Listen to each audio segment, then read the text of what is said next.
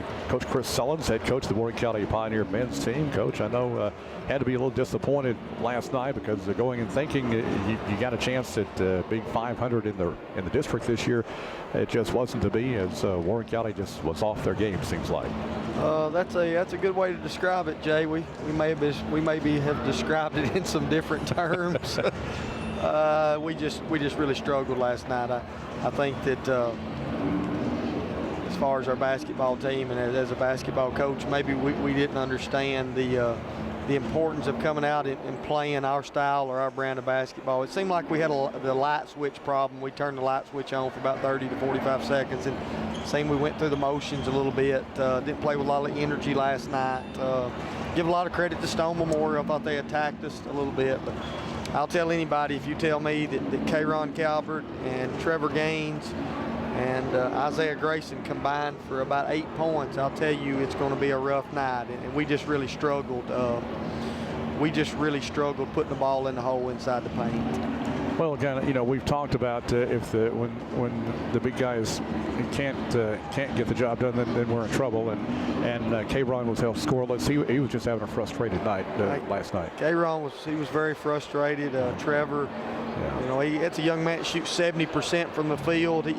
We've played 31 basketball games, Jay, and he's not had that kind of night. So it was just a tough night. Isaiah Grayson probably only played 5 to 7 minutes. He was in foul trouble in the first quarter. He picked his third one up early in the third quarter, and then he fouls out with about 5 minutes to play. I thought our guards stepped up, and they kept us in the basketball game, and we had 2 shots. We had a great look to actually, I think, take the lead with about 14 seconds to go.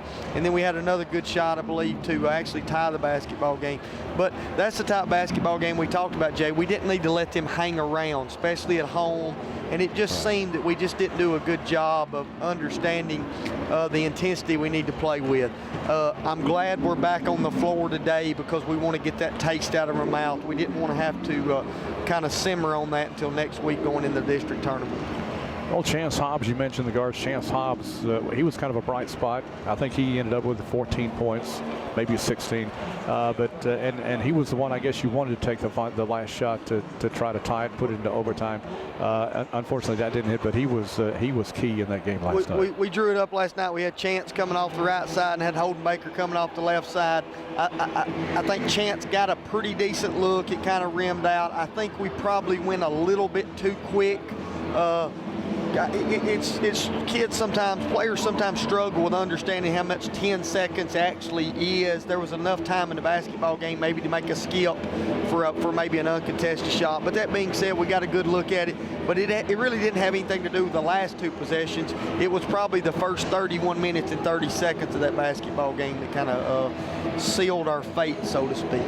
You mentioned Trevor. We're used to seeing him score in the 20s or the teens, and I guess everybody's entitled to one bad game, but you hate to see it when it rolls around. It was, and what was amazing about it, Jay, is Trevor scored our first 4 points. He got a nice look inside the paint early and gets fouled, goes to the free throw line, and then he only scores 1 basket for the next 30 minutes. And it's just unlike Trevor. And I know he took it really rough. He was, it's very personal to him.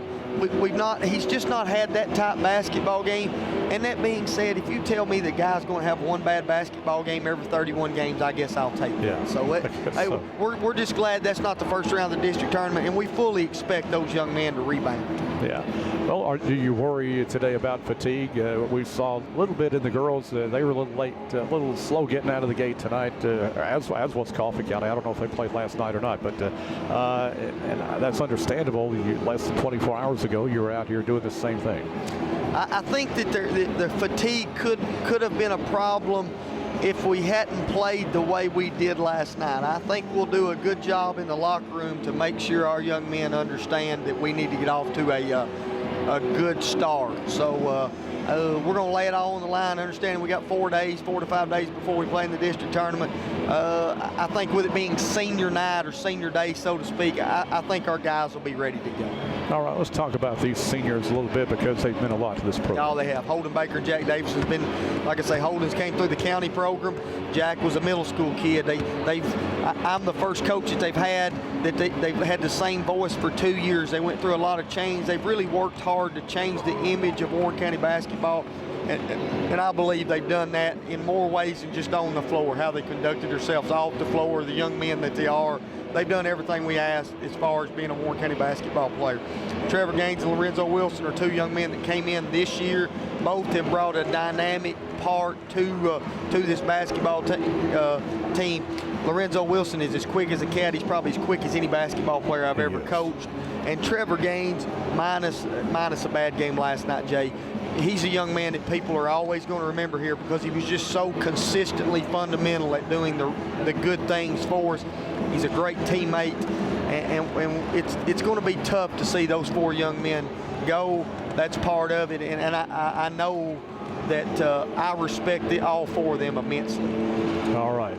Well, Coach, we appreciate you stopping by and talking with us, and best of luck to the Pioneers today on Senior Day. Well, I'm glad to do it, Jay. Glad that you're back on firm footing, not up there in the rafters, and we're hoping we get a win back on our home floor for our last regular season game. All right. Thanks, Chris.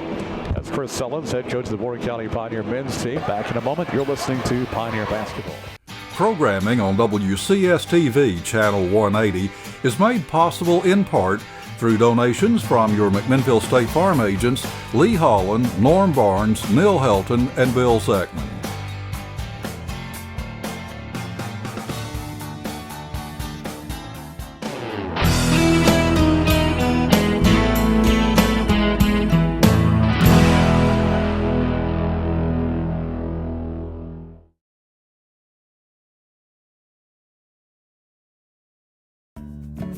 Programming on WCS-TV is made possible in part by a donation from Security Federal Savings Bank, serving its customers with 3 convenient Warren County locations.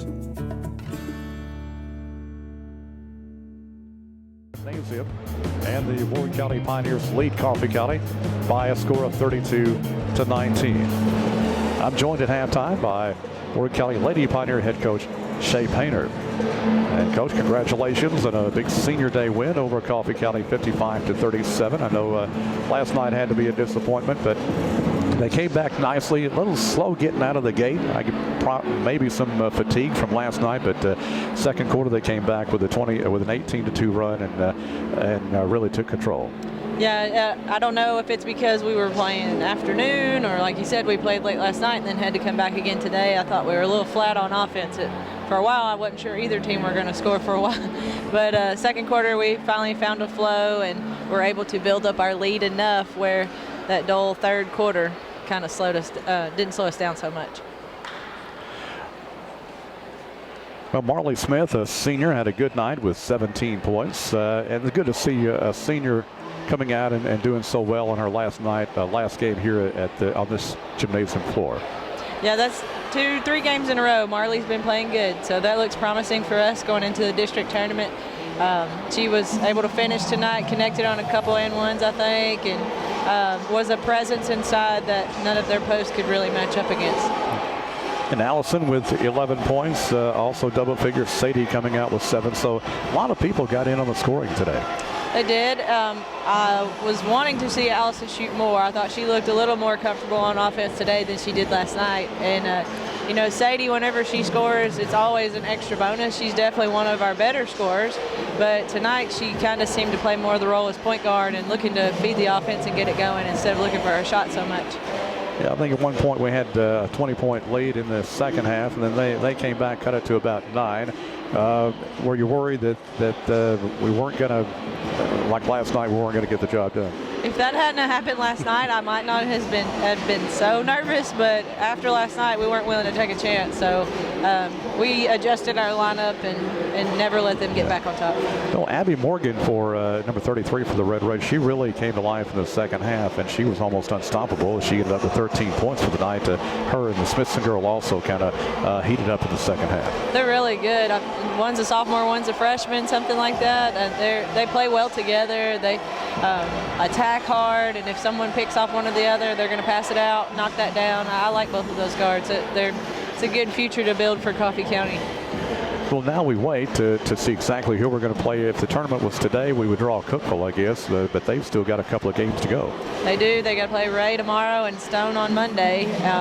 If they win out, they'll have to flip a coin for them in white, and then we'll see what that means for us. Well, aren't you glad it's not Warren County having to play 2 more games the next 2 days? Yeah, we've got Sadie's got a hip that's been nagging her, and Allison's shoulder is still kind of sore, and got a couple other, their feet, their knees are starting to wear on them that we've been playing so long. So we're going to take tomorrow off. There's optional shooting if they want to come in and shoot. I'll be in the gym for a couple hours with some younger kids, and then we'll practice Monday, Tuesday, Wednesday, as I think we're going to play Thursday. They've not decided yet, but just that's the way it was last year. We played Thursday, Friday, Saturday, so that's why I'm feeding off of that. Yeah, we saw Marley come off late in the game in tears. I don't know, was she hurting or just emotional? It was probably a little bit of both, knowing her, but when that last girl drove to the basket, she caught a knee in the stomach and just knocked the air out of her, but she was fine, and I went back in to finish her last night here.